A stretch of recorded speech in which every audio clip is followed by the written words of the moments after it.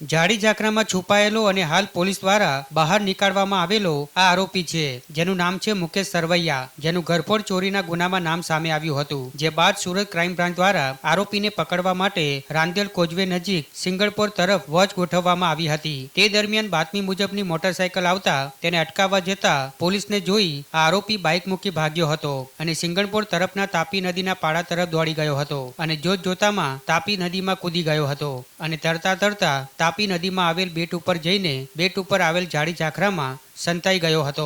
જે બાદ આરોપીને પકડવા ક્રાઇમ બ્રાન્ચની ટીમ દ્વારા ફાયર બ્રિગેડની ટીમને બોલાવી હતી અને બોટમાં બેસી બેટ ઉપર જઈ સર્ચ ઓપરેશન હાથ ધર્યું હતું. પણ બેટ ઉપર પુષ્કળ પ્રમાણમાં જાડી ઝાખરા અને ખાડા ટેકડા તેમજ કાદવ કિચડ હોવાથી આરોપી હાથ આવ્યો ન હતો. જે બાદ પોલીસે ડ્રોન કેમેરાથી સર્ચ ઓપરેશન હાથ ધર્યું હતું અને આખરે 3 કલાકની ભારે જહેમત બાદ જાડી ઝાખરામાં છુપાયેલા આરોપીને પોલીસે દબોચી લીધો હતો.